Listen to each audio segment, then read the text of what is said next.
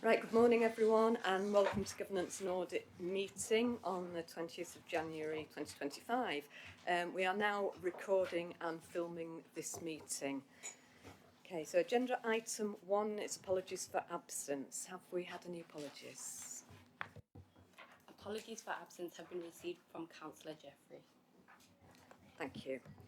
Agenda item 2, declarations of interest. Have we got any declarations today? No, thank you very much.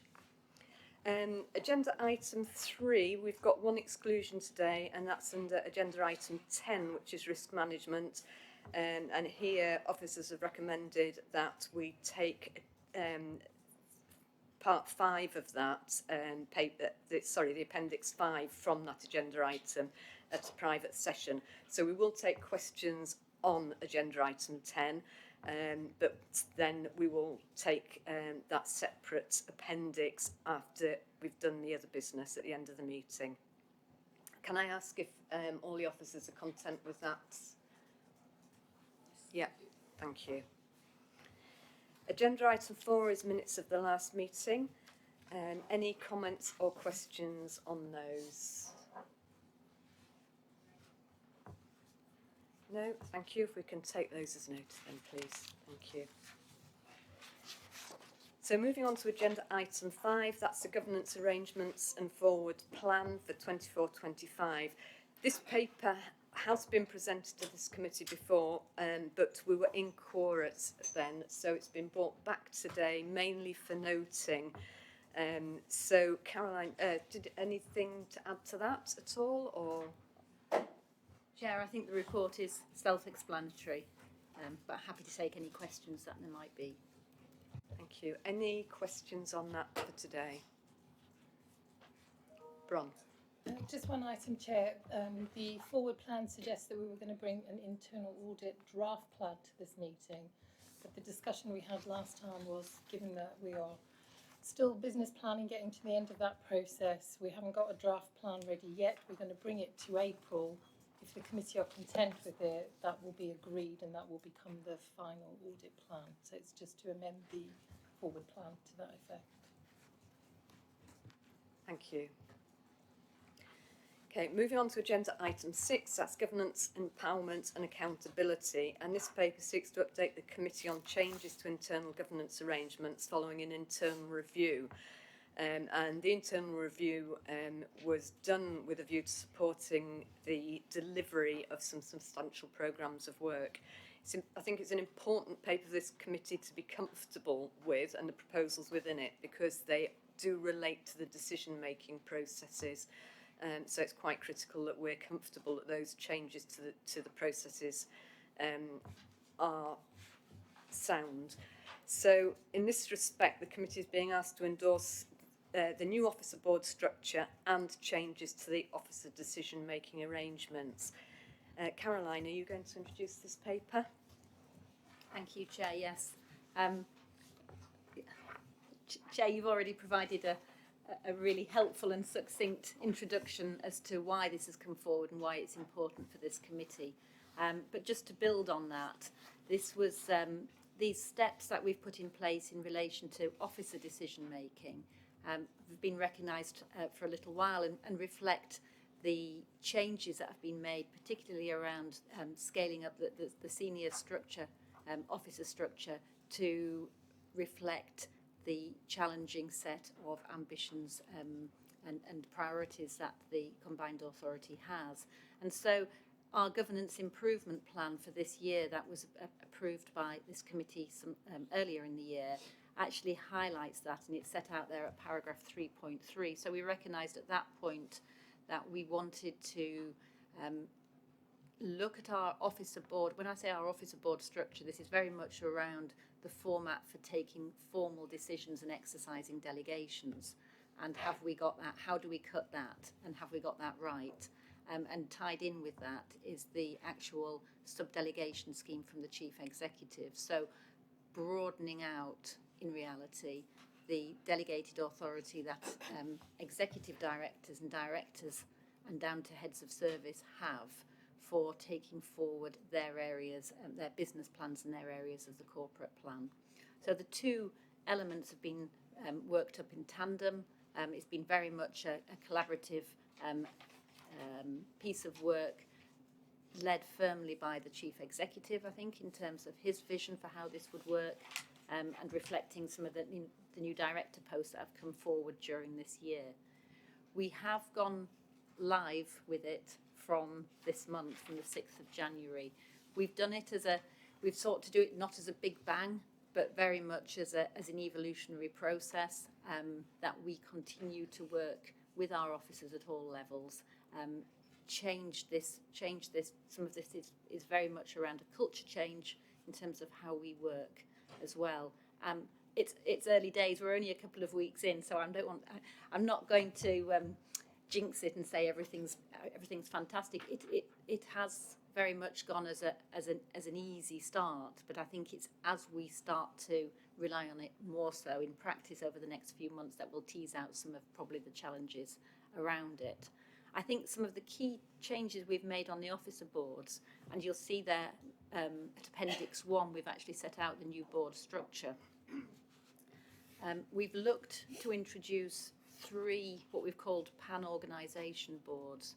So a strategic leadership board chaired by the chief executive with the most senior officer structure there, meeting on a bi-monthly basis, really trying to get that meeting simply, to focus very much on that strategic horizon scanning. What are the big things? Where do we need that space to actually check and challenge and look forward, without that becoming, I suppose, the time being eaten up by operational matters. So stripping that out and having that strategic focus. The first meeting of that board is due to happen next week, so that'll be when we start to put some flesh on the bones in terms of how that works. The investment board and performance board are then both boards that are chaired by the exec directors, so exec director transport to chair the investment board and the CEO Alan as the COO to chair the performance board. Complementary boards, potential for overlap between the two of them, which we are aware of, so that will need to be managed in terms of items that come forward. But the investment board very much focusing in terms of directors bringing their portfolio board escalation points, or the sort of the key issues that flow from those investment strategies and that longer term, and Alan will be able to say more about these than I'm sure, matters for that board. And then performance board being more so around organisational performance and resources. Budget, of course, will transcend both of those boards. So the investment board and performance board have been operating in shadow form over part of this year, and are starting to really firm up. But the key thing, I think, is they're both director membership and above, but we do have that cross-organisational input. So previously, certainly in terms of organisational performance, we tended to, under Alan's chairmanship, it was very much the corporate centre that was membership of that and driving the issues, and then taking them out to other bits of the organisation. And we realised we were missing a trick there, because actually you want that buy-in, that collective buy-in to any of those issues, challenges, changes. What are we going to do about it cross-organisation? So I think that's the strength of those boards. We then have a tier that's at a strategic level in terms of economy and transport, and under each of those we have directorate outcome boards, where each director has their responsibility for their own business plan and part of the corporate priorities. Some of the key principles behind all of these boards is that at each level, those membership is cross-organisation. So we are moving, if we take the directorate outcome board, from that being a meeting where the director will sit with their senior management team, they now sit with their senior management team plus professionals from the corporate centre, and whether that's finance, commercial, HR, legal, as members of the board, all committed to driving forward the priorities of that directorate and that business plan. So in terms of ways of working, we're really trying to step change that and have the right people in all of those discussions. The structure isn't a hierarchical one. It isn't one where something starts at a directorate board and then has to go all the way up to the strategic. We're trying to avoid that. There's escalation routes in there where it's appropriate. So if that's around risk, resource, or budget, that can then be earmarked for the appropriate board, but they're not. It isn't a whole set of 5 tiers to go through to get anywhere. It is the board structure that where we're looking for formal decision making to be exercised. So so we ensure that there is an effective report template, there's a standardised template, the right people are around the meeting table for that decision to be taken, and then we've got a centralised system for the recording and storing of those decisions.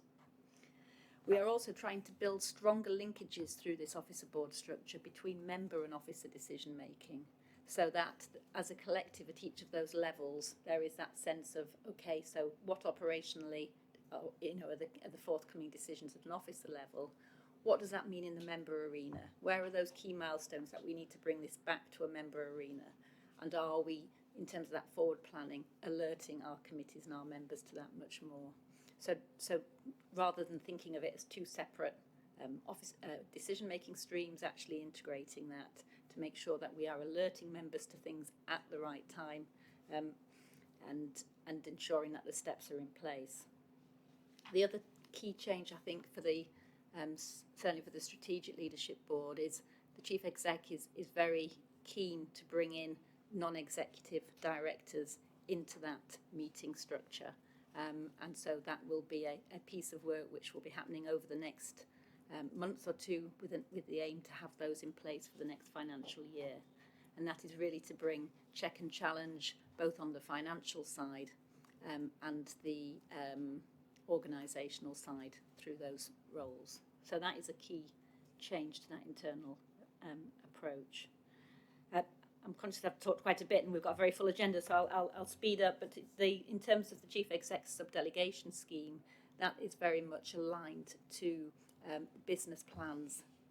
Each directorate level has a business plan and a service level below that. So the scheme that is in place now provides authority to take the decisions necessary to take that business plan forward, subject to a number of thresholds and controls. The obvious one being, it's within budget, and then we have the controls in terms of contract standing orders and our constitutional arrangements, and also the fact that this is about operating and taking forward proposals that have already had that strategic approval from members, whether that's through the CA or a committee. So it's implementing that member approach.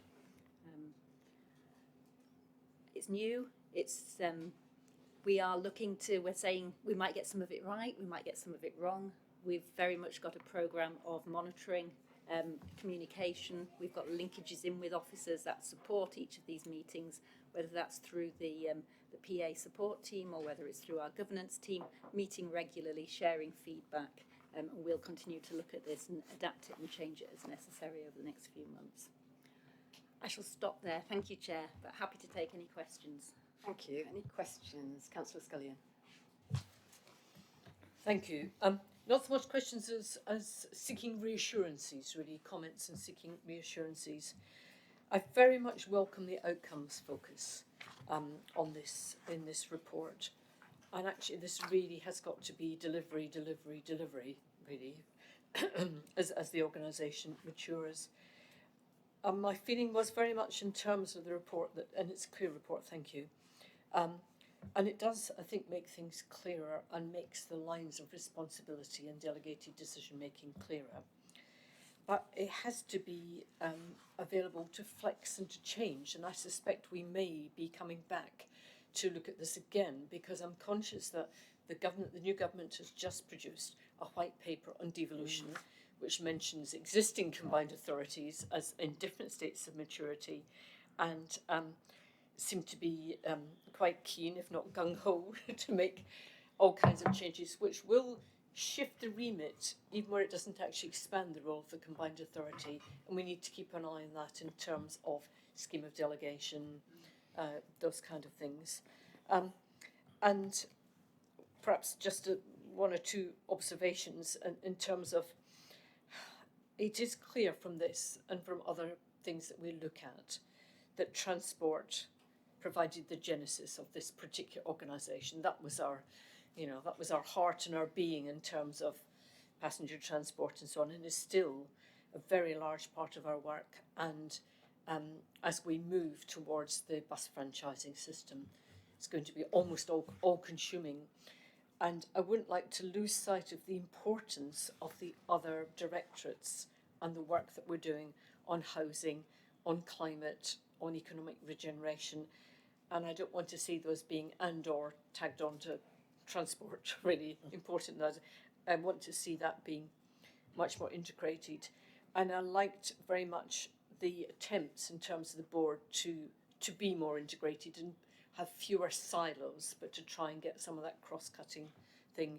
But I wanted to just provide a note of caution, and you would expect that from us politicians, really, that a scheme of delegation which gives a lot of responsibility in the public sector to a chief executive taking decisions, of course we understand that there are areas where that has to be exercised between meetings, but obviously in consultation. So, we're always watching in terms of, how many decisions have to be taken in that way, and we'd rather there were fewer, I think, than more.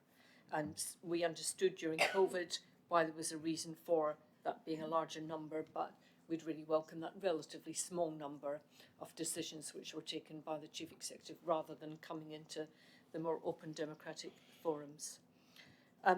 You used the word, Caroline, step change, and I think it is about shaping and firming the organisation up for this next bit, and that makes setting the strategic plans so important and the budget's so important of what we do within those.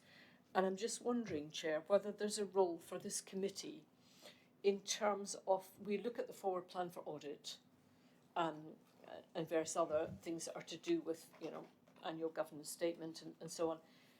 And I wonder whether we should have a bit of a briefing, perhaps one of our informal meetings, which looks at the formal plan for the organisation. Because some of us as leaders get to see a lot of the detail about bus franchising and so on. But if we're going to audit what's ongoing and what's after the fact in terms of governance and finance, I think it'd be good if we all had a sense as a committee of the big forward plan, what's ahead of us as an organisation. So I wonder if we could fit that in rather than always feeling slightly after the event. I'll stop there, almost as long as Caroline, but not quite. Thank you for that. I mean, I would certainly endorse that proposal. I think that's a really good idea because it sets what this committee does in context, doesn't it? So would other committee members support that as well? Yeah, so if we could note that, please, as an action, I think that's a very good idea. Caroline, did you want to come back on any of that before we go to the next question? No. No. Thank you. Okay, so Councillor Lamb, you've got a question. Yeah. Yeah, thank you. Well, I endorse what Councillor Scullion said, and I won't revisit it, if you please. I just wanted to clarify that I've understood correctly what we're doing here, which, if I've understood you and the paper, it's really an internal tidying up and streamlining process. It is not about changing the schemes of delegation and what decisions officers can take. It doesn't change the current relationship between the delegations from members to officers. Yes, you're correct. This is about how then the chief executive uses his senior team to take decisions on his behalf. But no, it hasn't changed the parameters in terms of what we've already got. And I did hear Councillor Scullion's points in terms of how that delegation is utilised as well. But no, this is a little bit more than tidying up.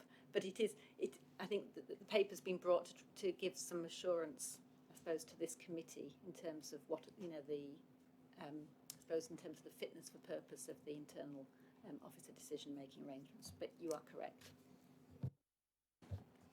Okay, just to follow up quickly, so the one point I would echo, particularly from Councillor Scullion, is the importance of getting the balance of democratic oversight right in this, which is, yes, we want to make speedy decisions, we want things to happen quickly, but we've got to make sure that it's done properly and not lose sight of the fact this is a democratic organisation.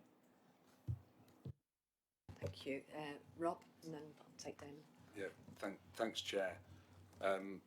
Completely understand the reason for this. Organisations need to be agile as much as they can, obviously, but recognising the democratic element of this. I just wondered, it's a sort of a bit of a question for Bronwyn, I guess, is your input into the development of this from an independent perspective, that what's been established should work, if you know what I mean, and then it would feature as part of next year's audit plan to be giving us independent assurance that it is indeed working and there's some consistency and the record keeping is what it should be. Thanks. So yes, I have been involved in the development of all of this. Caroline has an internal governance work stream that she uses to test out, check and challenge as things develop. Alan has also made sure that I have a place on both the investment board and the performance board, not to make operational decisions, but to look at the decisions as they are being made, to consider whether we need to do any further assurance around those, and to make sure that that context feeds through into the audit work that we do. And I am already finding them, because Caroline did suggest that we develop this over time and we had a number of shadow boards. It is hugely helpful to our work to be involved at that level. So yes, yes and yes. That's what we like to hear. Thank you, Damon. Chair, just come back on the forward plan discussion. We had a conversation, Chair, about looking forward this year and trying to get briefings, timely briefings, between committees on the statement of accounts, on the combined authorities' priorities in the budget, treasury management in more detail, the role of external audit. There was a number of briefings that we wanted tabling, and I think committee services have started to plan those. So you will start to see some invitations go out to you for these briefings. They're not mandatory, you all got busy workloads, but what we've tried to do is do them a couple of weeks ahead of the committee, so it's not just piled on, so there might be follow-up actions or queries. So we've tried to build in a series of briefings for the whole year. Now, if there is anything that you feel that's actually missing that you feel would be of value, then again, we're open to making sure that we put those briefings on. Thank you. Thank you. I think that's a really good offer. Thank you very much. And if any of the opinions want to come back on that, either get in touch with me or, the Office of Support, or, and we'll make sure that those are diarised for us. I've got one question, and it's really around it's around the new structure. I know Bron's been supporting in this in terms of making sure it works, but what measures have you got in the interim, sort of outside of the annual audit programme, to make sure that the challenge, the transparency between these various layers is there? So we have a small project team that worked closely on the first phase of this, and part of their programme of activity over this next 3 to 6 months is to do that regular monitoring. We'll certainly take feedback.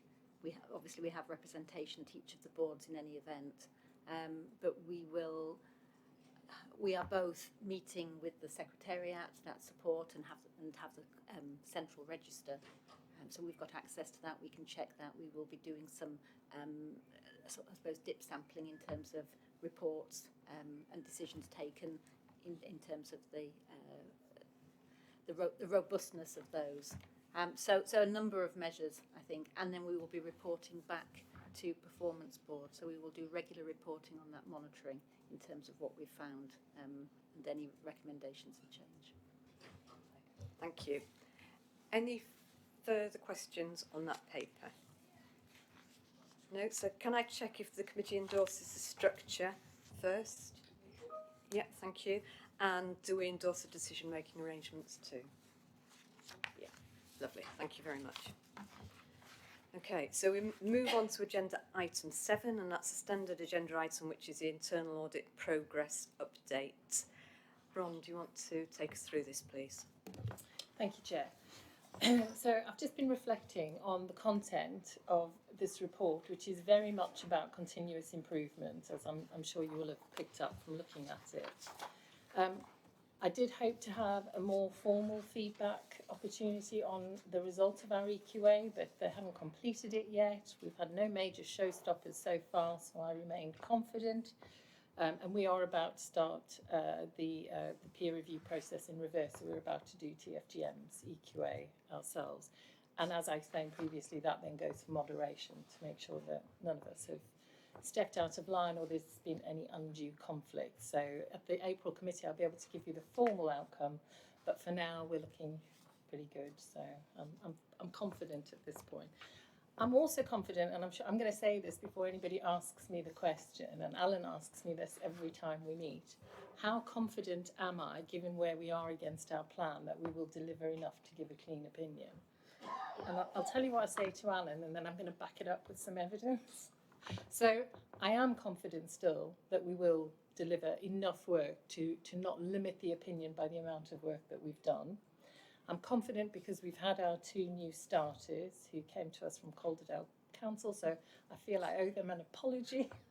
But we're really pleased to have them on board, and it really does give us a little bit more coverage in terms of getting through that plan. We still have 3 posts that we are trying to recruit to, and we are still struggling with that national shortage that is impacting not just us but everybody.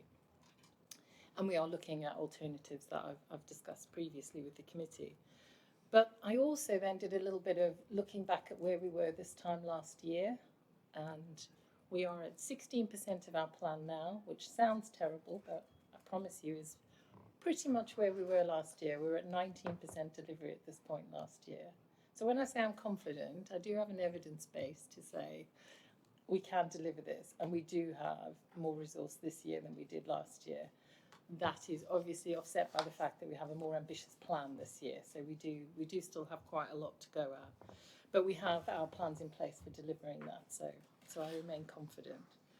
The other bit on the continuous improvement side is, I mean, in the papers, you'll see we've put our current quality improvement plan in.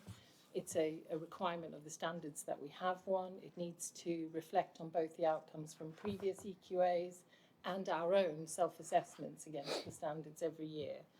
I've put that in this time round because once we get our EQA results, that will need quite a big overhaul and refresh to make sure we accommodate anything that comes out of that. But also just thinking about quality assurance going forward for the audit function. We self-assess against the standards, we have lots of peer networks, we do lots of comparisons with other audit functions to see what they're doing. But I think there's room for improvement, and I wanted to suggest to the committee to sort of take a temperature check on how everyone would feel about us putting some proposals together for the next meeting on where we think we can enhance reporting. If the committee have some ideas here today as to what they would like to see us do, I'm happy to take those on board, consider that, and bring a paper back to committee next time. It is timely. We've got new global audit standards. We have to do a review against those to see where we are. I think it's a good chance, though, to make sure that we're not just doing what we are statutorily required to do, but we're doing what this committee would find helpful. So I throw that out there as a kind of this is your chance to raise any things that you would like to see changed, improved, developed, enhanced. And also to give you, obviously from the papers, the sense of where we are at this point in time. I'm not going to say any more than that because I think I've given quite a bit of food for thought there. But again, happy to take questions on the paper and happy to take any suggestions about where committee members might have some thoughts for the future. Thanks, Thank Rob. you, Chair.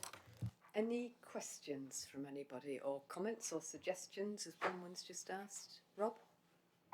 Thanks, Chair. Thanks, Bron. Having been in your position, getting the balance right of reporting detail and opening a window into audit matters is not particularly easy. I think for the committee to help you, I think there's probably a little bit more information within the report that would help us identify the key issues arising from audit work to then be able to look clearly in the whites of the eyes of management rather than yourself, and the extent to which there is scope potentially for almost a different agenda item that would, picking on Alan is here, that Alan would present that would demonstrate management's response to internal audit recommendations or findings that places, say, firm accountability and responsibility on management to respond and sort of remove that you're finding what you're finding, saying what you're saying, over to you management to explain and be accountable for that. And I think with the outstanding recommendations, that little extra bit of granularity in terms of us getting a sense of the ones that have been delayed, what are the particular risks associated with those delays, and how are management dealing, again, not for you as auditor, but as for management, how are they accepting the risk, and is there anything in the interim they might be doing to mitigate that risk until the full implementation has been effected. So I think there's one or two things that possibly we can talk about and look at your proposals that would help us help you to hold this lot to account for what you're finding and doing. Thanks, Rob, and I would support that. Would other committee members find that useful to have that greater degree of granularity around this? Would you support the development of an extra agenda item? Yeah, lovely. Yeah, so if we can try and work that up, Bron, that would be really helpful, thank you. Any other questions from any other members? No. So I mean, it's a bit of sort of detail. Apologies, but I noticed in the QAPE action plan, and I had this in my role, the issue around data analytics and whether you considered or have got a draft data analytics strategy for us to understand exactly what you're going to do with IDEA, what you're going to do with this bit of technology that's going to enable you to do more with less, different audits, give a different perspective on fraud, threat, compliance, whatever it might be. So I think that would be something I'd welcome to understand how that is going to affect audit coverage moving forward. Thank you. Bron?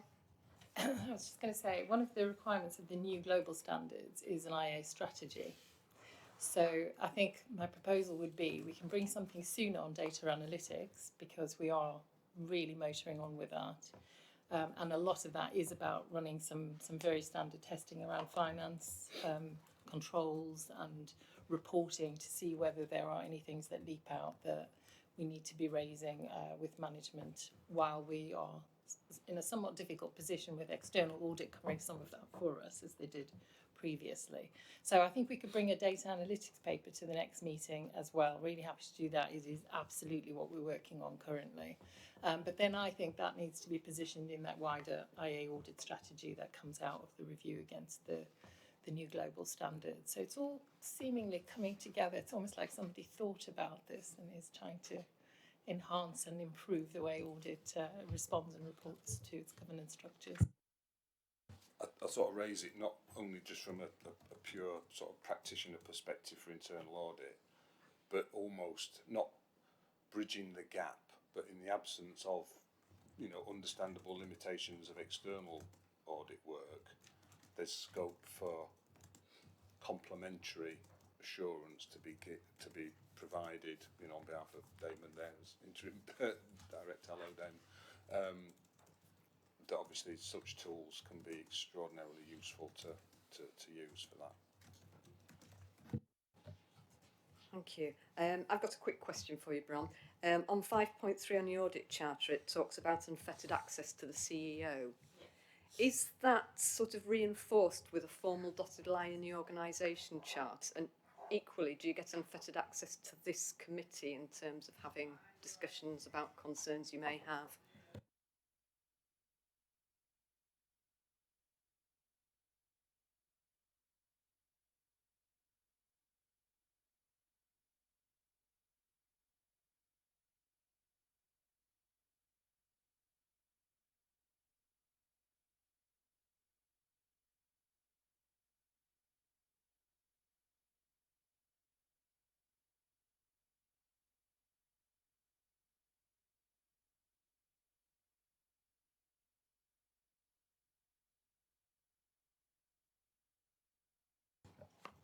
Thank you. Yes, I think that would I think it would be helpful in terms of just reinforcing that message.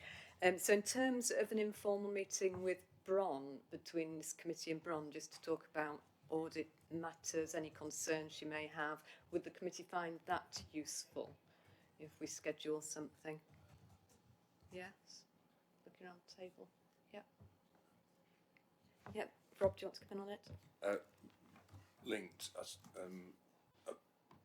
as part of the next agenda, whether there's either a formal meeting or a briefing on your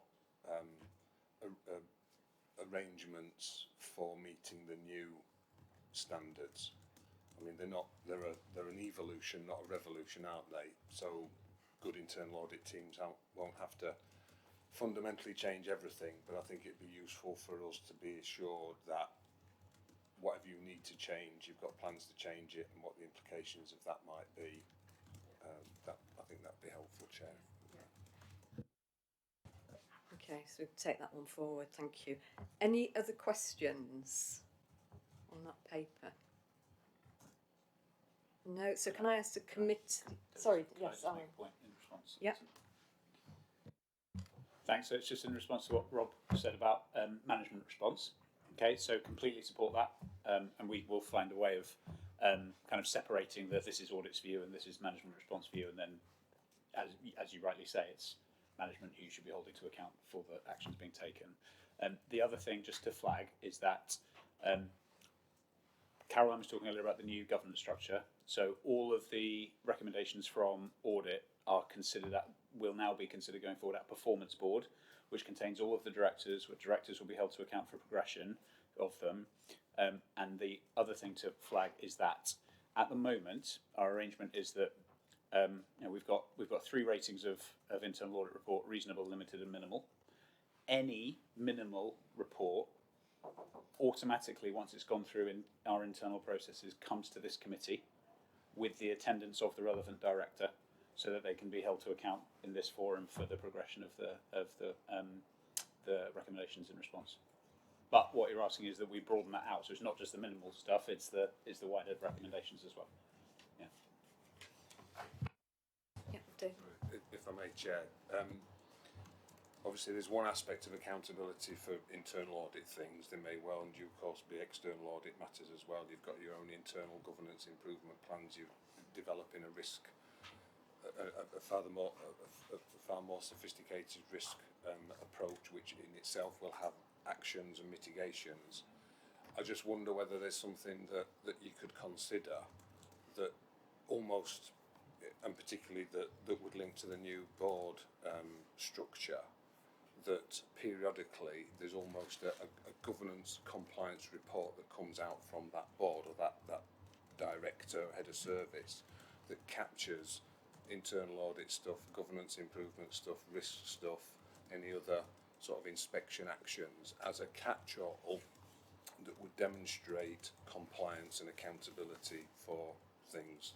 Yeah. You know, it's not replicating a performance board, because that's something else, but the reflection on how that particular part of the CA is complying, it's meeting its corporate responsibilities, it's up to date with its risks things, it's responding to internal audit, and then that can afford the opportunity for the committee to see and have that director, head of service in front of us. It can work as a sort of a quite efficient way of brigading all the compliance and governance things in one place. Just not insisting on it, but something perhaps to think of as a way of bringing management and the committee together.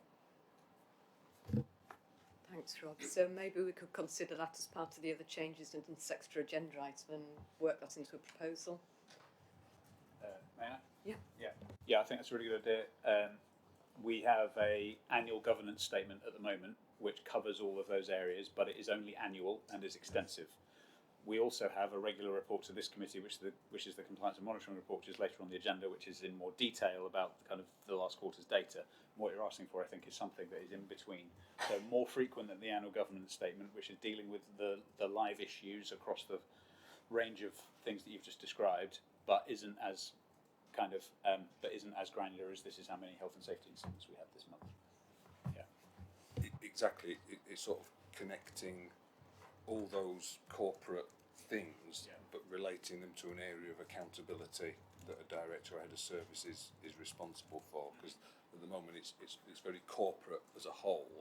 It'd be hard for us to know which aspect of the CA is, you know, the good ones and the bad ones and the indifferent ones. So it's just that ability, that granularity to just get inside a few things a bit closer. Thanks.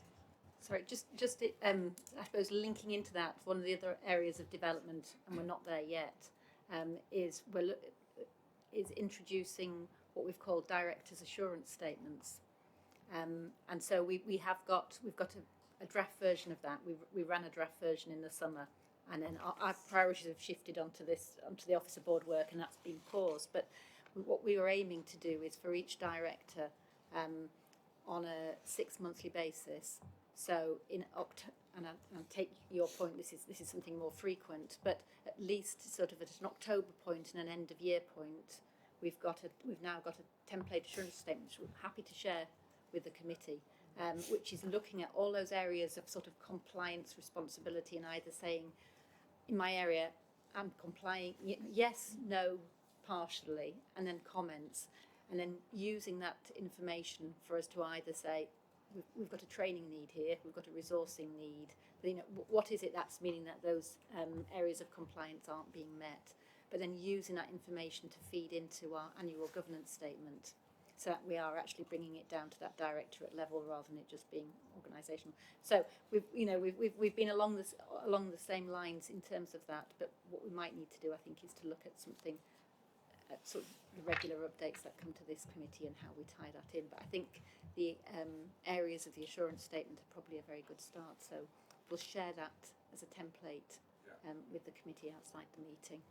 Yeah, that's lovely. Thank you, Caroline. I think that would go a long way to answering your question on that. And then if we find it works, if we can then embed that in our schedule of business, that would be really good.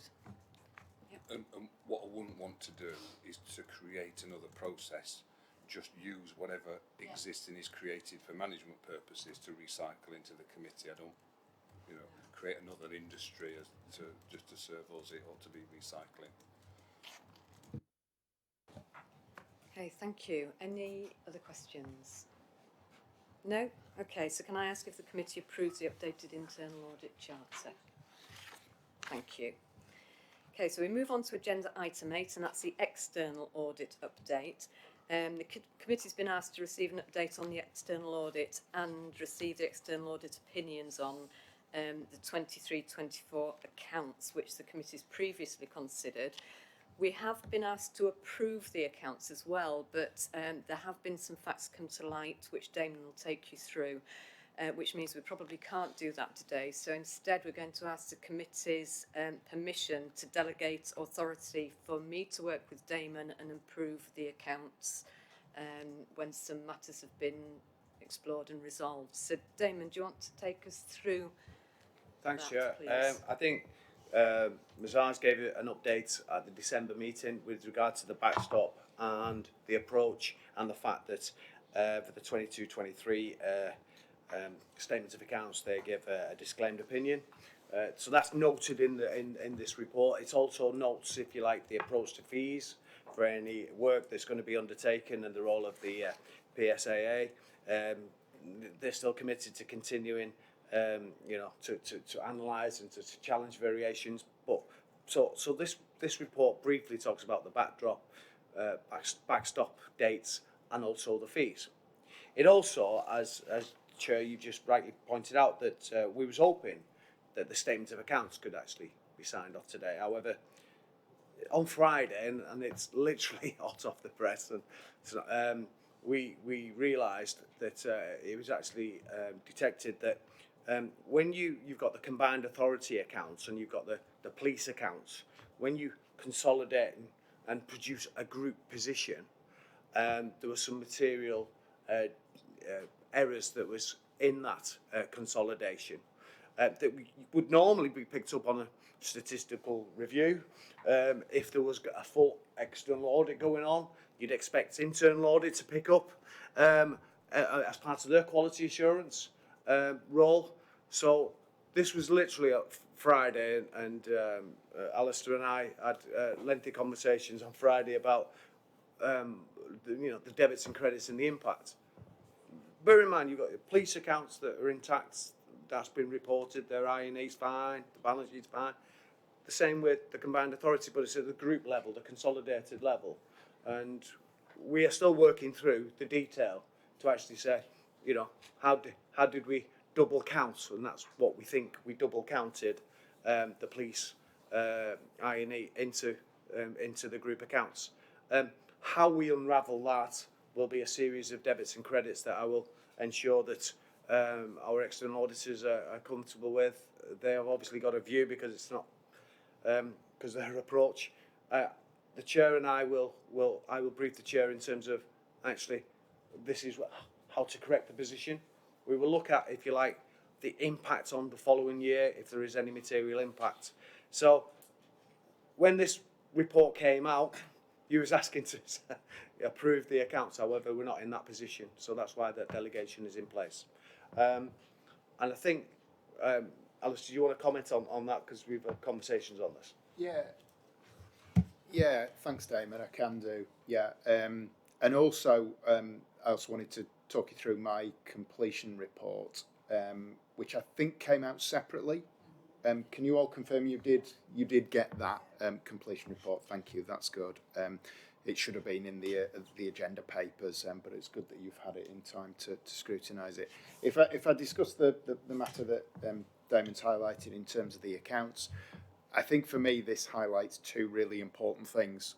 One, which Damon's touched on, which is the importance of robust internal quality assurance processes around the statement of accounts, because the combined authority has a complex set of accounts. They're group accounts, but they're consolidating two big complex organisations themselves. So having that knowledge and understanding of how to do that consolidation and pull those accounts together is important, but also that confidence that your finance director has that when he brings a set of accounts and publishes a set of accounts as these are the accounts of the combined authority, they're confident that those have been scrutinised internally and they're confident with that. So that, I think when you have issues like this, it does put that focus on the after the event kind of consideration of, well, what happened and why could we have avoided, how could we have avoided this, and how will we avoid this next time. I think the other thing that it focuses on is, as I said in December, as you recall, those of you at that meeting, that will be, we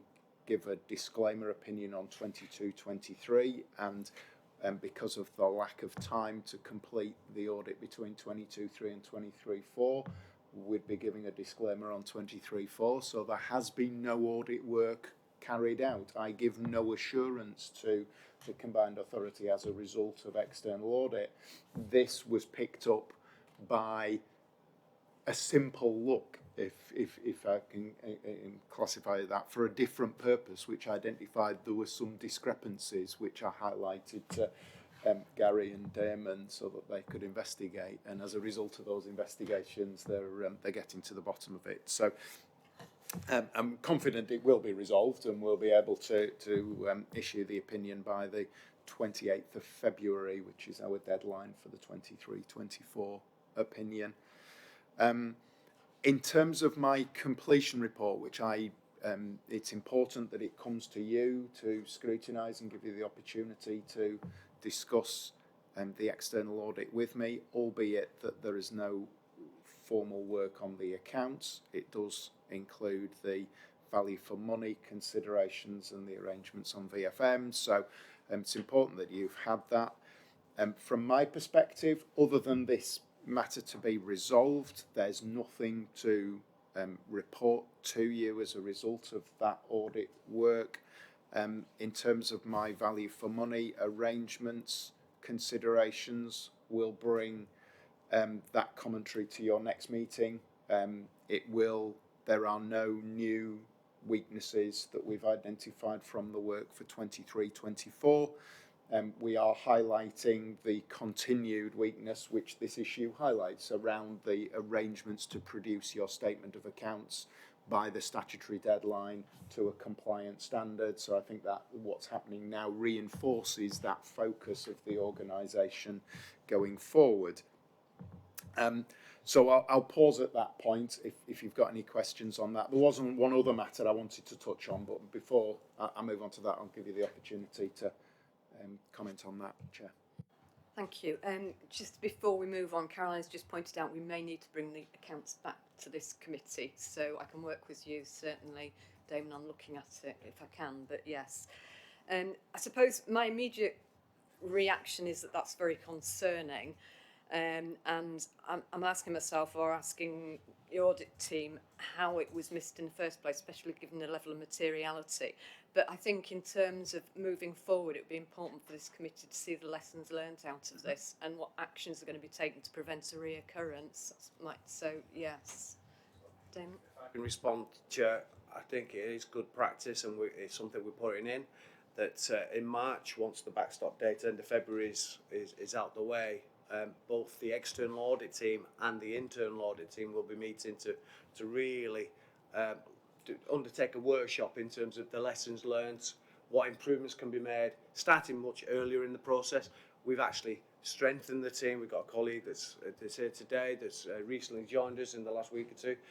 We're looking at the resources to make sure that we've got adequate resources. It's all about rebuilding assurance, and that's the process that we're in.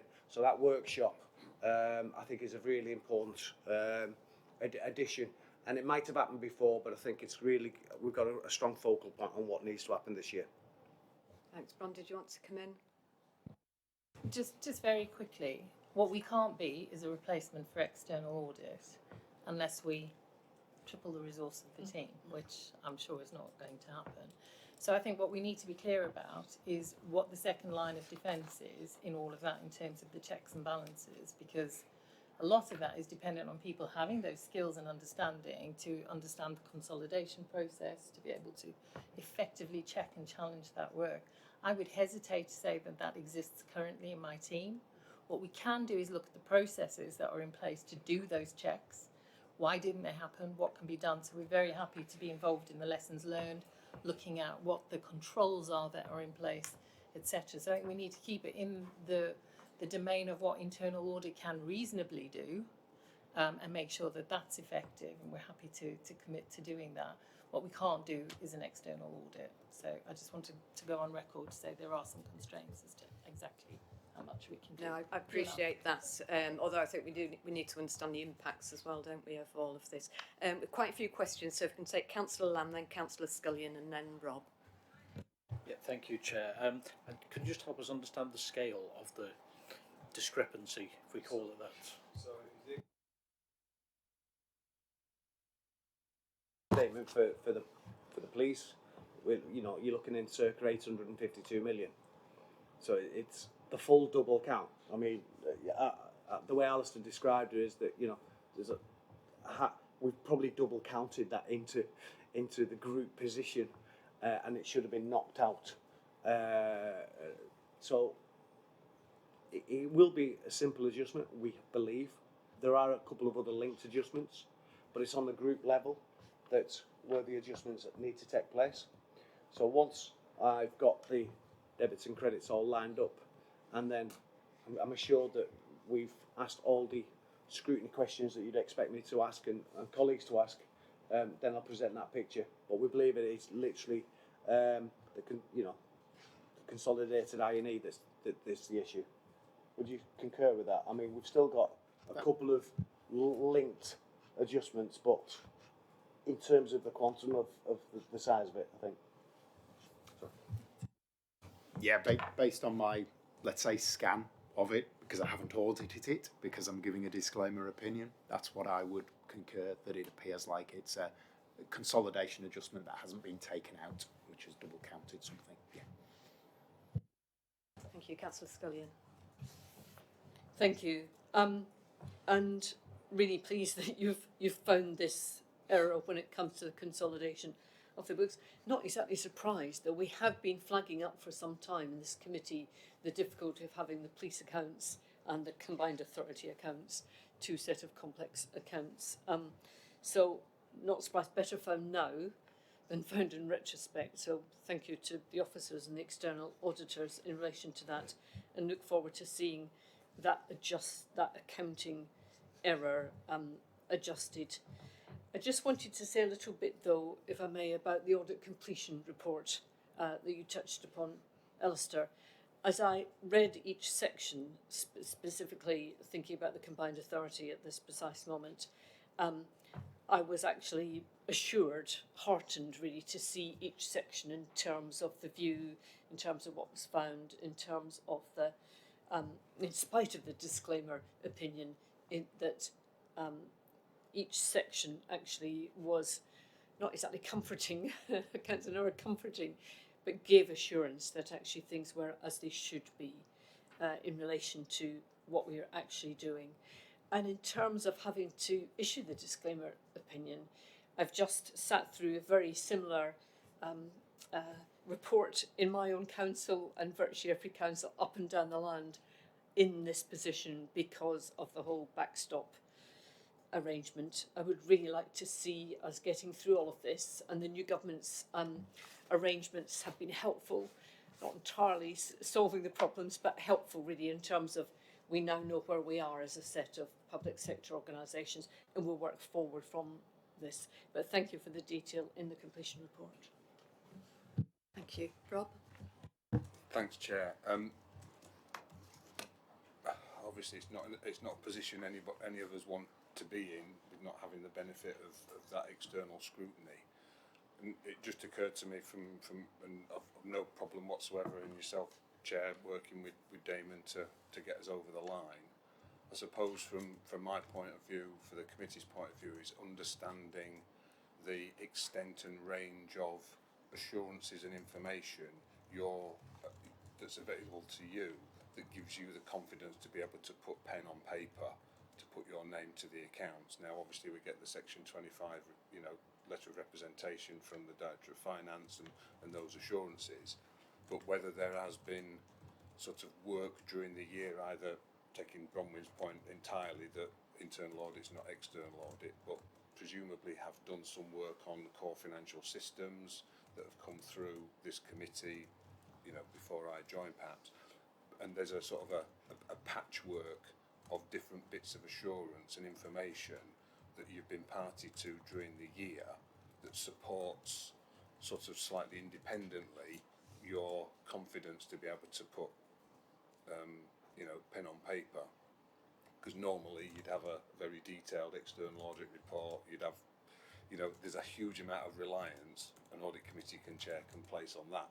That's not, you haven't got that. So just leaving it, with all greatest respect to a Director of Finance, but normally you've had some independent assurance. So in the absence of that, what are you got access to supplement some of that information? Very good question, and Damon could probably answer, but if the paper has to come back, if the accounts have to come back to this committee, we could maybe bring all of that detail with it to give the whole committee that assurance. But have you got something you want to respond to at the moment? I've got a couple of points. I think, first of all, as mentioned earlier by Caroline, the annual governance statement should actually bring into account the statement of internal control, the reliance on internal audit. It does actually make reference to what external audit's roles and responsibilities are, the, if you like, role of the audit and governance committee in terms of what is reported, what actions are taken. So that annual governance statement, I remember when it was first introduced 15 years ago, or whatever it was like a one paragraph. Now it's like 15 pages, it's grown and right and proper because, public sector funds, this is what it's all about. So there's an annual governance statement role. There is the briefings that I have and started with the chair. Let's undertake the post-mortem on, one is, how did we miss it? We need that'll reveal lessons. How do we correct it? And how do we make sure we don't do it moving forward? So, they're the three parts and how I always try to solve something like this. Now, there is national recognition that the role of all the bodies that was in place, the former Audit Commission, NAO and all this type of, all these organisations, CITFA and the like, and a document did come out just before Christmas about if you like, the approach, and Alistair and I have talked about that. So we've got a few words. I mean, Alistair, you can sort of, you're closer to this than probably I am. How the world is moving and where we're moving to. We're not in a position to give you a full briefing. You will get a full briefing, but do you want to give some highlights really of, if you don't mind, Chair, on what that is looking like moving forward? Yeah, I can do. And it links in with that whole rebuilding piece, which is crucial to you and your role as overseeing governance of the organisation. Just if I touch on the rebuilding first, because I said in December we didn't have the key understanding about what rebuilding looks like for us yet, and that's still the position. It is with the system leader, so the local audit system leader is the Financial Reporting Council, and it is with them to establish that guidance. It's still with them. I've had a meeting this morning with colleagues at Forvis Mazars, and we're still no nearer getting that outcome as to what rebuilding looks like in order for us to, as a firm, to issue our guidance to our team so we can start those conversations with you and with Damon. So it's a watching brief, which is a very unsatisfactory answer, and I'm not comfortable with that because we're a little under 6 weeks away from the end of 23-24 audit, and I need to be starting that 24-5 conversations, but we are recipients in that, and that is the position. Which links on to Damon's point around the, it's called a statement of intent. It is also a consultation, but very pointedly has been called a statement of intent, and it was a publication from the Ministry of MHCLG, the Ministry, before Christmas, which was around local audit reform, and it was to give the government's clear, I'll say it again, statement of intent as to what they intend to do to resolve the local audit difficulties that have transpired over a few periods now. So that publication is something I will highlight to you as being in the future being a really key document, because it'll drive changes in the world that I operate in and impacts on you. It sets out, I'm not going to go through in great detail for you, but it sets out 6 key areas that the Ministry wants to see reform over. And I will read those rather than do them from memory, because 6 is too many things for me to remember. It sets out reforms on the purpose of local audit. It is proposing to establish a local audit office. If you think National Audit Office, change the first word, it's the National Audit Office with a local audit focus rather than a central government focus. It's looking at reform around the accounts that you produce, financial reporting and the accounts that you and organisations produce. Also, the capacity and capability of both your finance teams and the system within local authorities, but also audit capacity and capability. And it's looking at relationships and ultimately tackling that local audit backlog. So as Damon says, we'll, at an appropriate time, we'll bring you something a little bit more detailed that sets out what that looks like. In terms of time frame, it's looking like engagement through this calendar year with legislation next year, and the local audit office being established in late next year to be operational from the following year. So it's probably a 2-year window, as you'll understand. A lot would need to happen for all that, not just legislatively, but organisationally. But it's helpful, I think, for you to see that direction of travel that is planned, and we'll come back and talk to you in more detail once we know a bit more, Chair. Thank you for that. Rob, you had a point to make. It might be really helpful to circulate a bit of a presentation that Rosie Seymour did, the Deputy Director at MHCLG, at the LGA Finance Conference a couple of weeks ago. And it sets out, makes reference to what Alistair said, but it also provides some really clear, useful information about the establishment of the local audit office, but also what the government is committed to do and what's actually open for consultation. I mean, it's aimed largely at English local authority councils, and obviously, but there will be a significant read across into the CA world, I'm sure. I'm sure you've got access to that. It's publicly available, but it was the 9th of January at the LGA Finance Conference from Rosie Seymour, but it's a really useful document to shed a bit of light and background to this. Thank you. So, Nina, could you make sure everyone gets a link to that, please? Thank you. Okay, any other questions or comments on that particular agenda item? Yes, Councillor Lamb. Yeah, thank you. Just two quick ones. One, just for completeness, can we be assured this is a one-off for last year and the same mistake wasn't repeated in previous years? And the second point was just to add, given it's quite a big scale mistake, I wonder if it would be appropriate to include Councillor Anderson as Chair of Scrutiny alongside you, just so that there's an understanding of scrutiny of what's happened and why, because there may be implications beyond this committee that need exploring, and I wonder if that's an appropriate addition to give us a Damon, bit do you want to come back on that? I think on both your points, I support. I think in terms of finding out if it's a one-off, that's part of the post-mortem to make sure that we haven't repeated that for the previous years. No, it was literally Friday afternoon, so it's been work as we speak on this. And in terms of including scrutiny, I'd welcome that type of input. Thank you. Thank you. Chair, let me just to give the committee assurance, even though I'm not giving assurance, but if I can give assurance, having done my scan and very conscious that I signed an audit opinion a little over a month ago on the 22-23 accounts, that same issue does not appear to be in the 22-23 accounts. I reassured myself that I didn't sign something that was incorrect at that point in time. If it's helpful for members as well, just to kind of complete the loop on that and just picking up the things around approval of accounts. So just for clarity, I'm confident from what Damon said that it will be resolved. If it isn't resolvable before the 28th of February, which is the deadline for audit opinions on this set of accounts, it's something that I'll draw attention to in my audit report. There isn't any further consequence from that. It will be resolvable subsequent to that and then corrected in future years. So it's not as though there is no other way out from this. I'm confident it will be, but just to highlight to members that it's something, because of the value of it, it would be something I'd have to refer to in my audit report. Even though I'm disclaiming the audit opinion, I know there's a material discrepancy in the accounts. I have to draw attention to that.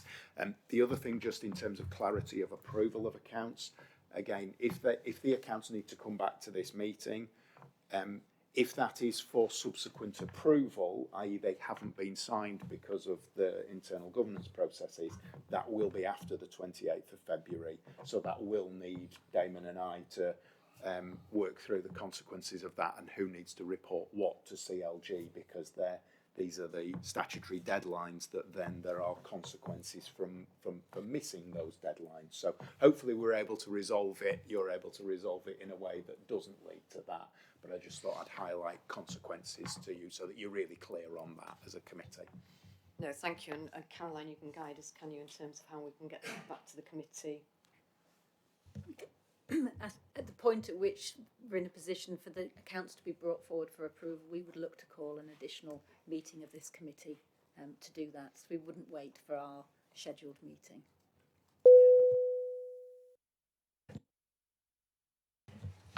Okay, so if there are no further questions on that, can we just note that the committee has received the external opinion, auditor's opinion, and we will bring the accounts back to this committee once these matters have been looked into. Thank you. Okay, so moving on to agenda item 9, that's the draft Treasury Management Statement and Reserves Strategy. The committee has been invited to comment on the content of the strategy prior to their inclusion within the budget paper, which is going to be considered later this month, I believe. So Damon, is that you again? Thank you. Yeah, I think it's pretty standard practice. So I think each year the draft Treasury Management strategy has come to this committee, and the calculation of the general reserves balance. And I've made reference in the budget paper that's going to the CA that all our reserves are under review, particularly now more than probably previous years.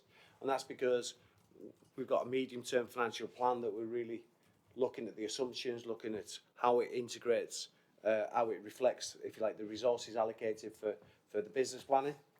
We're mindful that we're heading in the direction of a single settlement for the year after next. But in terms of our reserves, general reserves level, it should always be based on some risk assessment, and I'm bearing in mind that where the public sector is in terms of its finances is getting more volatile. There is commitments to, we don't know this year, what announcements are going to be made.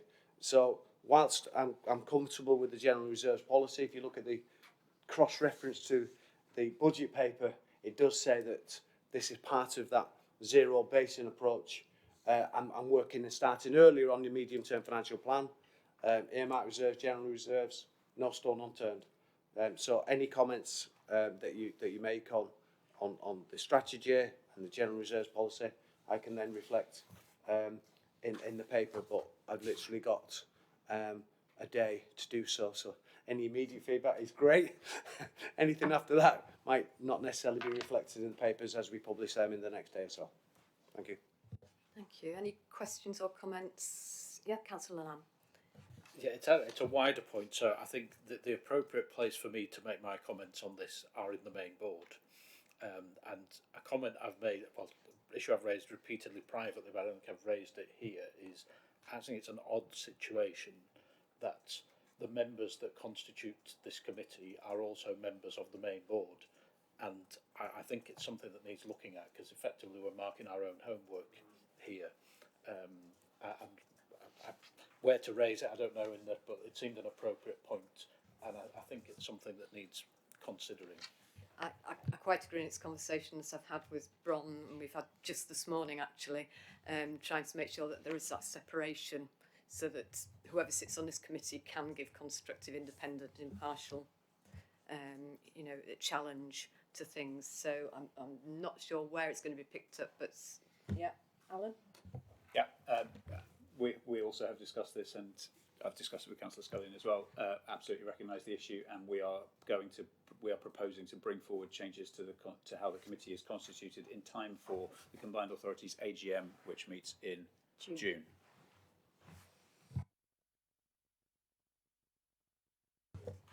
Thank you. Any other questions or comments on that paper? I've just got one general query really. It's on 3.7. It talks about it not being helpful to maintain a high level of reserves given pressures on LAs. I didn't quite understand that. I think there's a lot.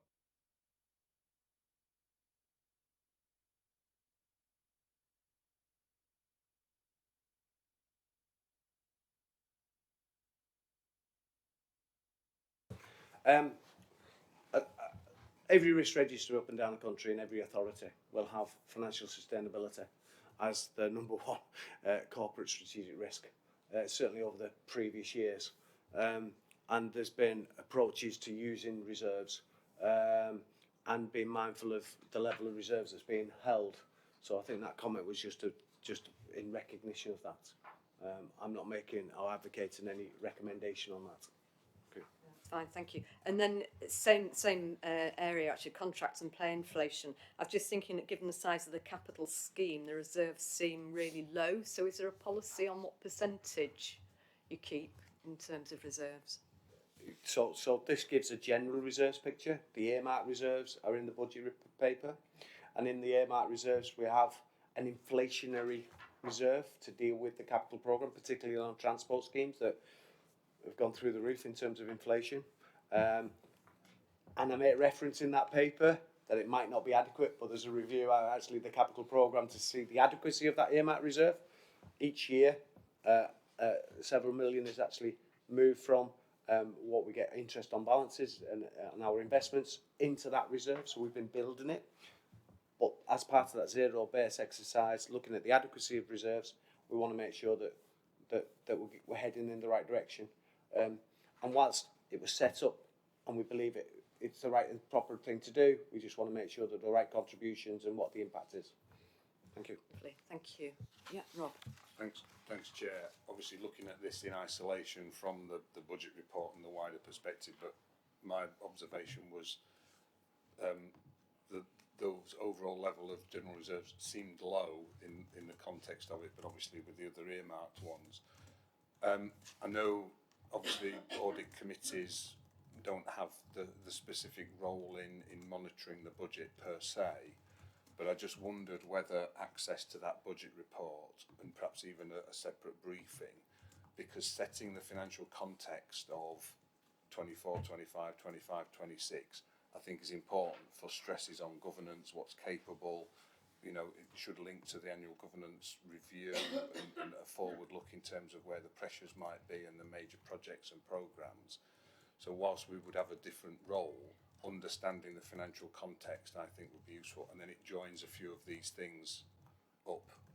Certainly from my perspective, it's sort of looking things in somewhat isolation. It'd be useful to have a few of the joining documents. Dame, do you want So to for come me, back? Yeah. that's the briefing that we've scheduled, I think, for March ahead of the April meeting on the budget, because we'll have had it finalised, and then it gives everyone the opportunity to actually understand the priorities for the combined authority, where the resources are in the MTFP, and also gives me an opportunity to talk about the programme of work that we're undertaking.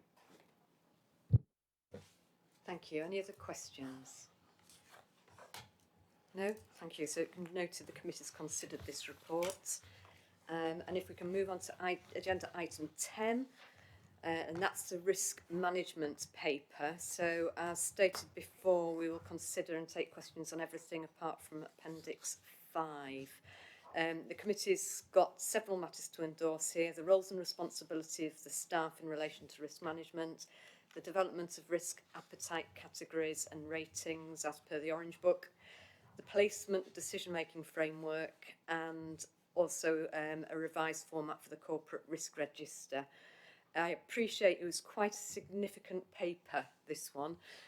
So I'm going to look to you, Caroline, to try and pull out the really key points, because I've read it several times, but I'm just very aware that I may have missed some key points, and I'm sure other committee members may well do too.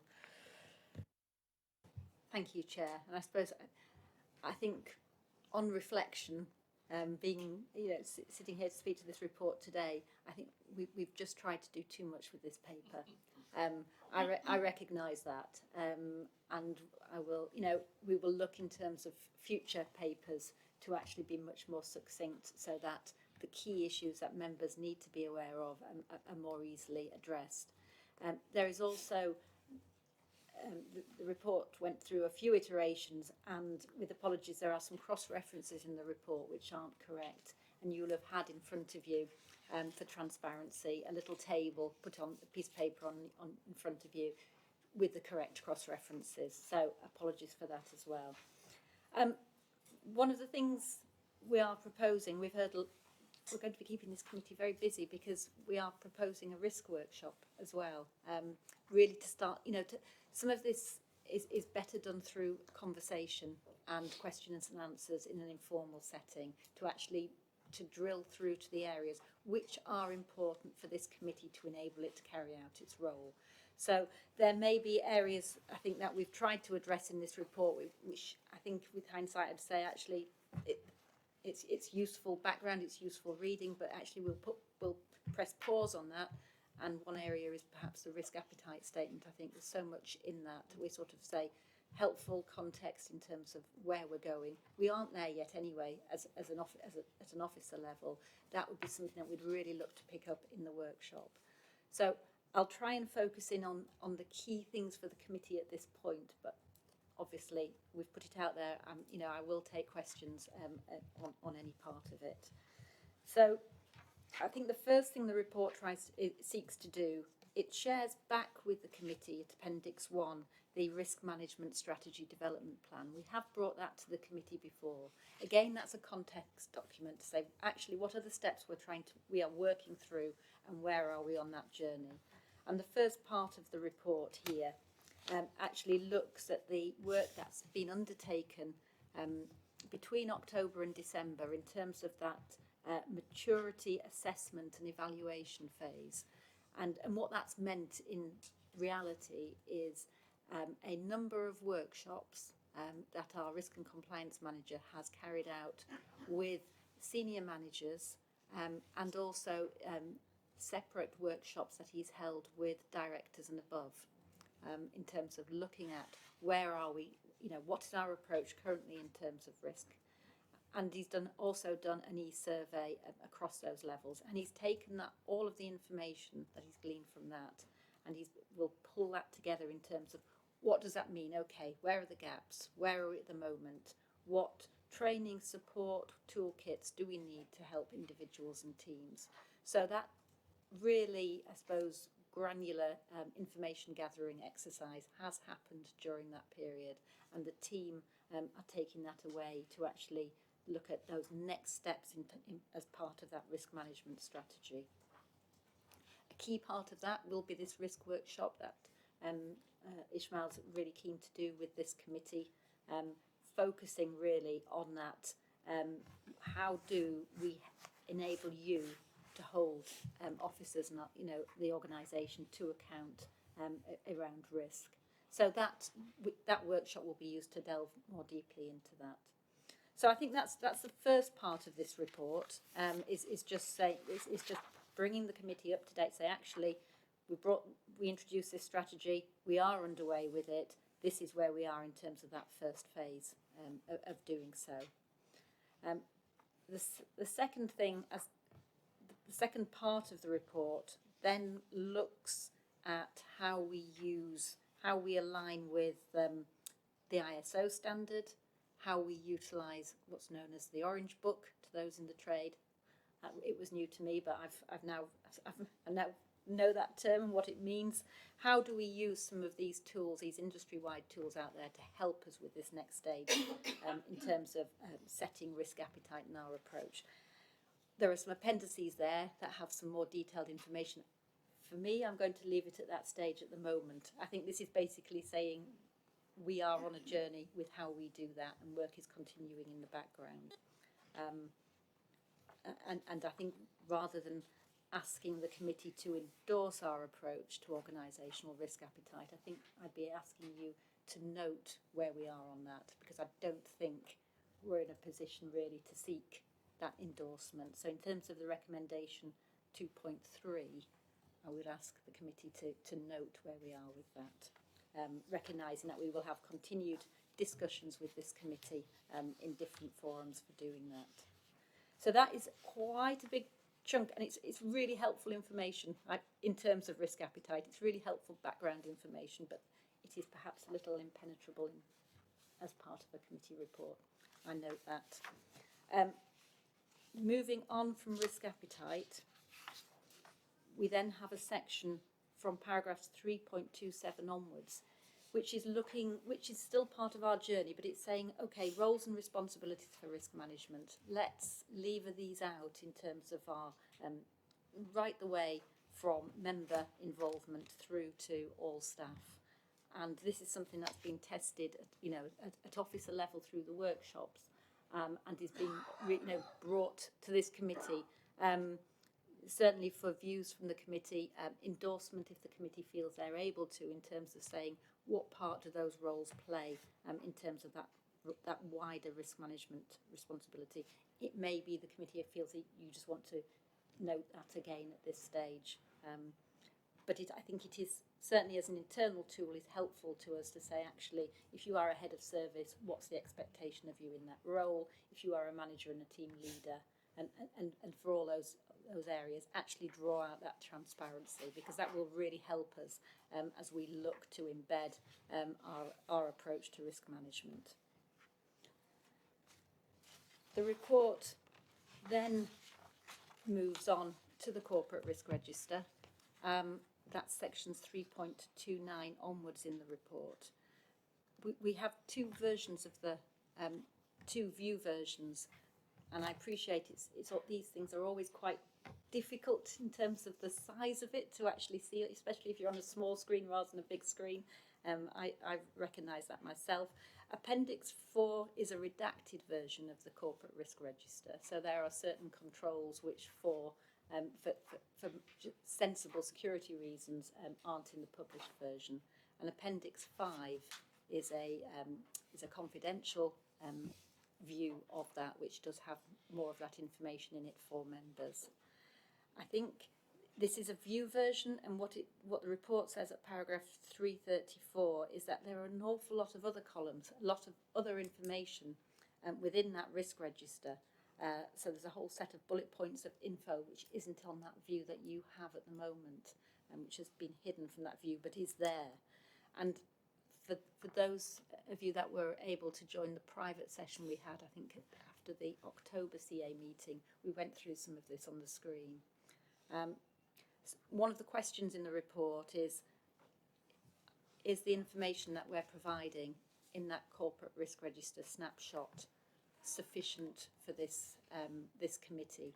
Is there other information that the committee would like to see as part of that view? Do you feel like that condensed view gives you that correct line of sight of this? So I'd welcome that approach. I think the report talks through some of those changes that we looked at in that private workshop. So how we've moved to controls and further controls. So you will have a risk will be assessed in terms of the existing set of controls and what are the assurances with how those controls, what do they look like in practice? How can we evidence that we have those controls? And then as you move across the risk register, there are further controls identified, which are the ones yet to be embedded. Once they are, they will move to the other column. So we're continuing to develop the corporate risk register. It is much more detailed than it was previously in terms of those controls and that ownership, and that is reviewed on a monthly basis by our performance board, and will also go up to our strategic leadership board. But I think the question for this committee is, does this give you the information you need in that risk register, or is there missing information which we need to bring forward for future occasions? So I shall pause there, Chair, but very happy to take any questions. Thank you for that. Dave, you've got a question. Just to respond to the question on the contents of the corporate risk register and what it includes or not, I think it seems to include a little bit more than suggested in the report, which I think is good, and I wouldn't take anything out of that. I think it gives a good picture. There's two things I think it probably could do within there. One is a very simple one, which is a review overdue flag. I think that's an important one to have in there to flag up anything that hasn't been reviewed when expected. The other one, which I suspect is because it's work in progress, is the overall target appetite rating we're trying to get to. I think that's really critical because you've then got a set of high or very high risks in there that we're told not to worry about. Without that, where we're trying to get to, I think it's difficult to have that context. Yes, you're quite correct. The first one we can easily do. The second one is where this next piece of work will take us to, because you're right. Without that, you've only got a partial picture. Can I take Alan and then Rob? Thank you. Yeah, thank you, Chair. Yeah, I think you're right to acknowledge there's an awful lot going on here, and in my 18 years as an elected member, one of the rules I've developed is the bigger the report, the more suspicious I should be. So when it's a big report, I really start to dig in. And think there was nothing particularly to make me suspicious, I have to say, other than there's a lot, and it's a bit the challenge. My point is really more recommendation or suggestion going forward, because it's difficult in this committee. We've got some people who are very experts around the table looking at this kind of thing. I can speak for myself, but I wouldn't call myself an expert, but I've developed my knowledge over time of looking at things like this and where to look. But it's a bit like driving a car that I know how to drive and how to fill up the petrol and the screen wash and things. At a push I could change a tyre, but when the lights start flashing at me, I'm never quite sure whether the indicator's faulty or what the indicator is indicating is the problem. And I feel a bit the same way sometimes about looking at these things.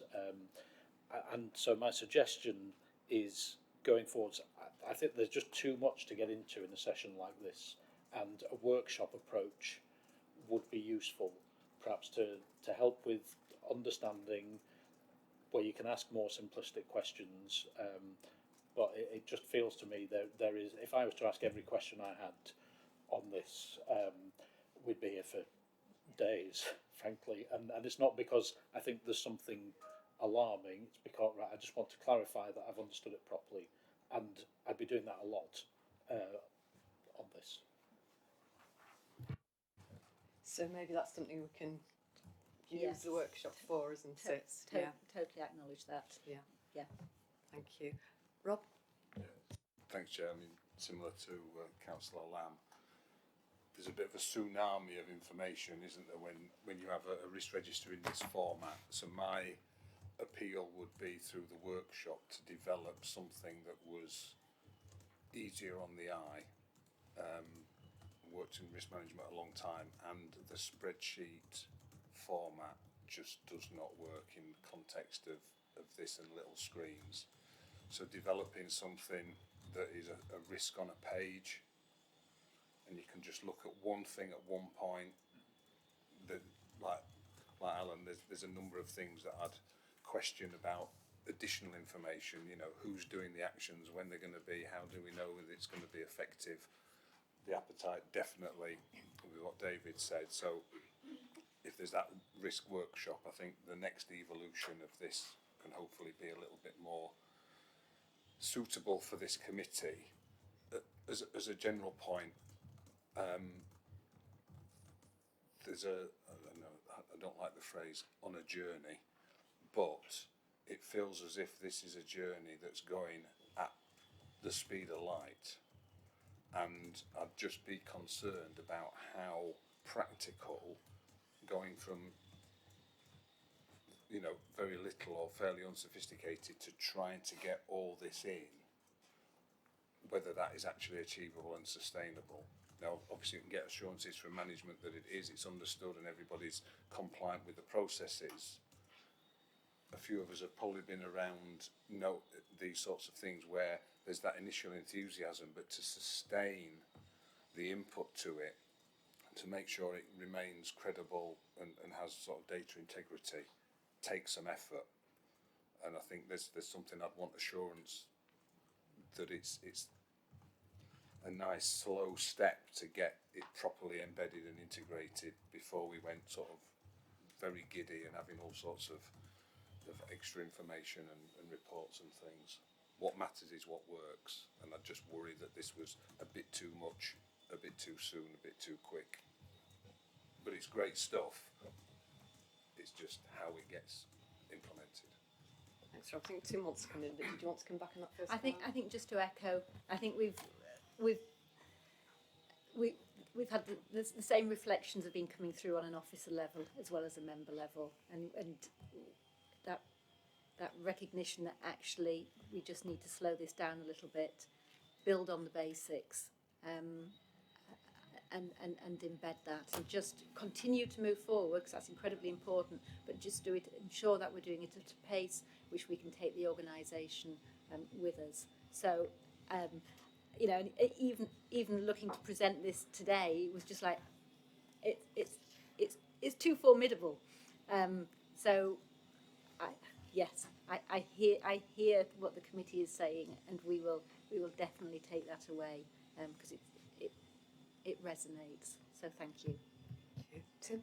Thank you, Chair. And maybe just a few views from both an officer relatively new to this process, because I've only joined the CA 3 months ago, but also somebody who's actually owns a number of these risks on the corporate risk register. I'd certainly endorse some of the points that have been made so far, both in terms of the target rating. I think it's important that we describe our aspirations of where each individual risk should be. Overdue risk, but also timeliness of the implementation of controls is really important relative to the nature of the further control that is being developed.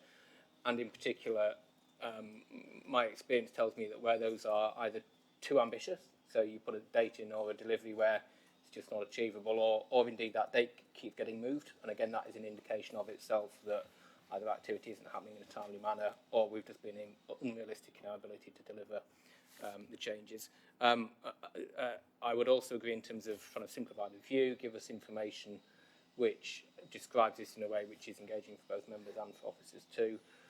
But to the point that other people have made, this will only work if it is consistently embedded across the organisation. It becomes used as a tool within management conversations, part of the governance structure that we've talked about earlier, and those conversations take place on a regular basis, and that's where it works and actually then becomes useful for this committee to ask questions of. Thank you, Chair. No, thank you for that point. My observation on reading it was I got the feeling that risk management is being pushed down through the organisation, which is absolutely right. And I suppose my only observation on that is that we then don't lose the corporate picture, so that everybody's just doing things in silos, but sort of impacts or risks that might manifest in one area that maybe don't meet the risk placement decision-making framework criteria don't end up on the corporate risk register, but actually it says a risk across all directorates. So yeah, that was my observation on it. Just don't lose that rolled up bigger picture in terms of risk. No, that's a fair observation, Chair, and there is a piece of work underway to look at that as well. So one example is where similar risks are flagged up across different projects. You know, projects and programmes will always, I suppose, flag resource. You know, resource and budget may well be two. So how do we actually have one set of controls for some of these more, you know, maybe bespoke controls as well, but some standardised controls that are then just sit in all the projects and programmes, and how do we then reflect that perhaps on the corporate risk register? So I think that has been identified where we're getting maybe, you know, consistent themes coming across, and how do we show that? That's a good point. Thank you, that's good, because individually they may not be of a scale to appear anywhere, and collectively they may well be. Yeah, thank you. So we'll. Oh, sorry, Dave. Sorry, Rob. Something for the workshop, not now, but to perhaps contemplate how governance themes can be linked to the risks and actions, which then enable those sort of common themes across different risks, different parts of the organisation to be collected, that form a different view and perspective, that exactly your point, Chair, about ensuring that there is a sort of linkage across the organisation, that an issue in one part could be very similar to an issue somewhere else, and if they can be joined by some sort of terminology, it creates a very powerful bit of information that can be used more corporately than just in those sort of silo areas. But I say it's a risk workshop discussion thing. Yeah, Dave.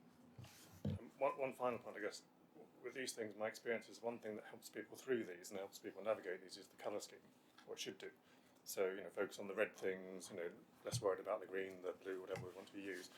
On this one, so it's a little bit more difficult because they're all red, or they're orange. Now that's going to be one of two things, I guess. One is it could be that we're not there yet in terms of what our risk appetite needs to be, and whether that's appropriate or not, whether we should be worried about those or not.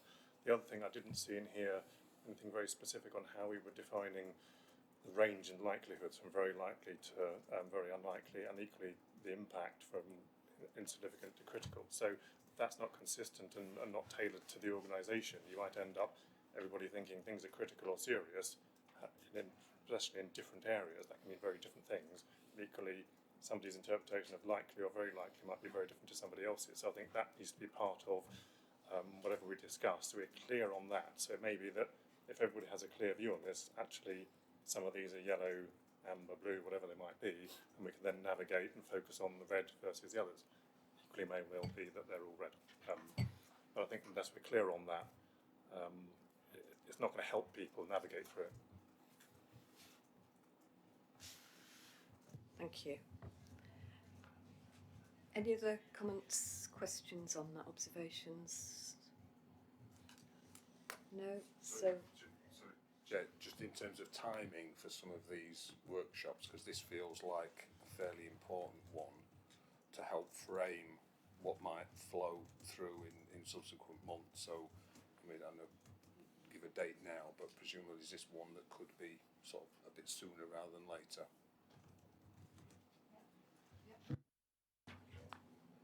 Yeah, lovely, thank you. Okay, so we can just note that we have considered all those areas, and we will look forward to receiving the date for the workshop, and then hopefully we can endorse the decisions on that at a later committee meeting. So, final agenda item is agenda item 11, which is a compliance and monitoring report. And Caroline, I think that's back to you again. Thank you. It is, Chair, and I suppose this does come. I mean, there's been some really rich discussion at this meeting, I think, which is really helpful for us as officers to take away. And part of the earlier discussion, I think it was when Rob was talking about looking at how we bring that compliance information back, not just across the organisation, but much more at a directorate level. What is it telling us about that approach?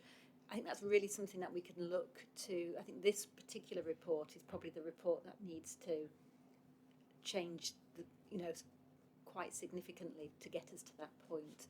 And that is something that we've already identified internally. I think we've just on a priority approach as to in the internal governance changes first, and then the sort of the compliance aspects were to come forward. Just managing internal capacity for that.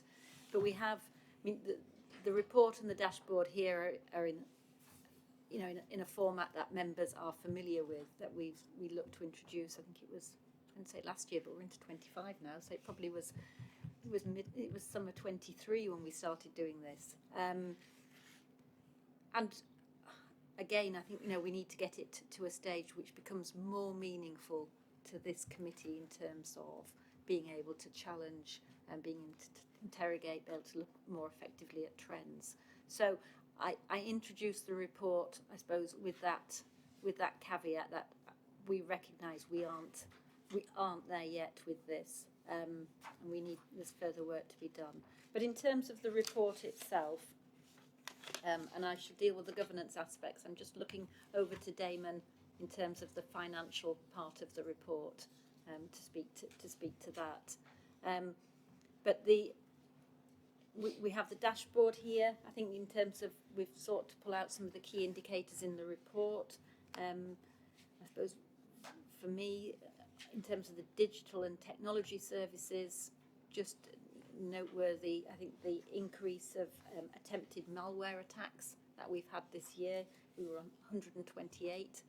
In the last financial year. This year we're already up to 350 attempted attacks. None of them successful so far. That is the key bit of information. But I do touch wood, given that significant rise in attempts there. I think in terms of health and safety, I suppose the key win for us recently has been the reopening of Bradford Interchange. We've briefed this committee. And the CA the CA Transport Committee have followed this very closely in the past, but that was reopened at the beginning of this month, which was a key step forward. And internal, I suppose the other one for me to flag was internal audit, because we've talked quite a little bit about the assurance reports, but there has only been one limited or minimal assurance report this year compared to 10 in total last year. So I suppose in terms of the scale of where we are at the moment, that's probably just worth me drawing out. But it may be that members have got other points that they wish to raise in terms of the compliance dashboard and the detail in that. So I shall pause for any questions, and then after that, perhaps, Chair, hand over to Damon in terms of the financial part of this report. Thank you. So have you got any questions on the initial parts of the report?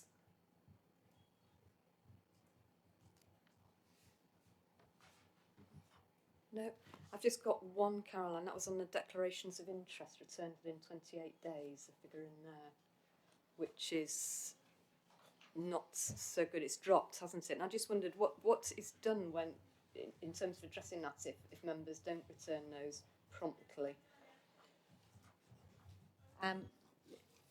Practically, we work very closely with the monitoring, my counterparts in the local authorities and their democratic services to get that wider encouragement for members to complete them. And so it's, it is, I suppose it's taken forward on a one-on-one basis through our counterparts. And then other than that, we're just relying on people to declare things in a meeting. Yes. I mean, So yes. Yeah. Yes, it is.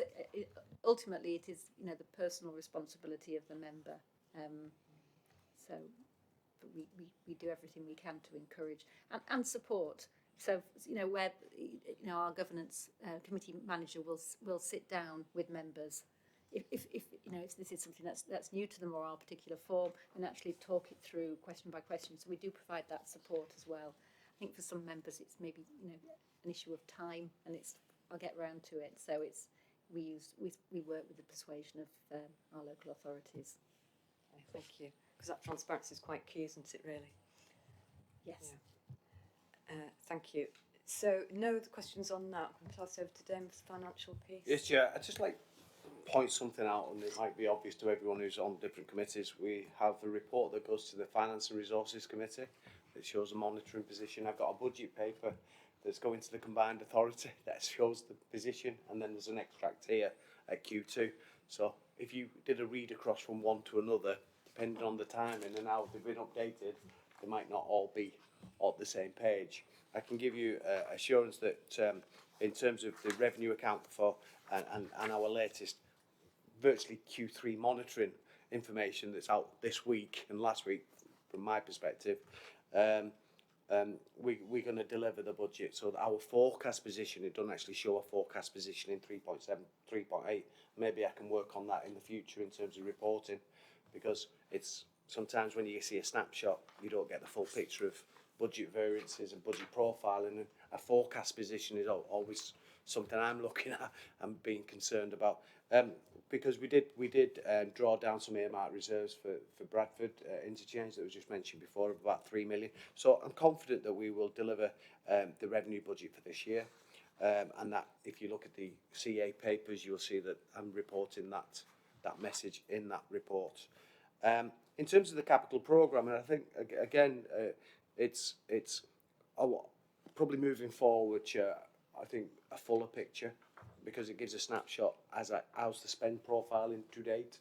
But we've been working behind the scenes quite hard now that we've got some additional resources to reprofile, to look at the capital programme on delivery terms.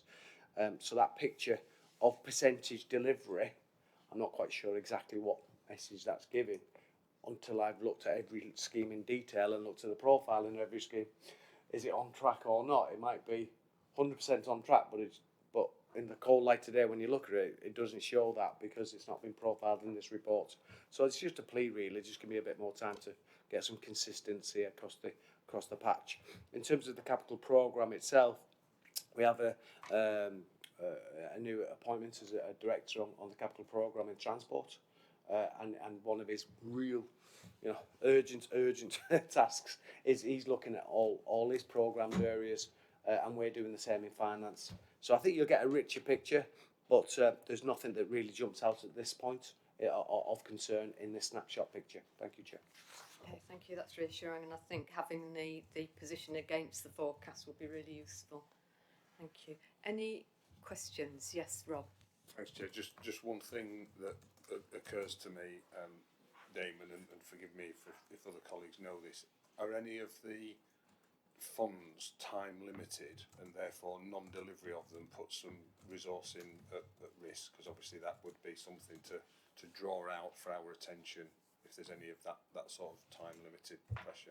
I can make sure that that's in future report. It's a question we ask ourselves, especially when we've got a pressing deadline at 31st of March. There are one or two, and I've been assured that the delivery programme will catch up and deliver, so we don't want to be in the position to hand back funds. So that's the objective. However, I think what you're requesting is something that would be really useful actually in this report. So I just ask because obviously it can throw up some governance issues of speed of decisions and link back to the delegations and how quickly things can move, and there's that temptation or risk that certain procedures are circumvented to make sure that funding's maximised, and you start to unravel some of the governance that you can put in place. I'm not saying that would happen, but it's that sort of pressure point that can exist in those sorts of chasing the money. Thank you. Tim? Just very brief, if I can, Chair. Robin answered your question. Yes, there are. So some of the transport funds listed in here are very much time bound, but for reasons you've just described. That's why Simon, the Exec Director for Transport, and his new appointment are applying a new approach to management of that capital programme to ensure we don't perpetuate some of the challenges that you just described. Thank you. Any other questions, comments? No, thank you. So can we note that the information has been received and considered? Thank you.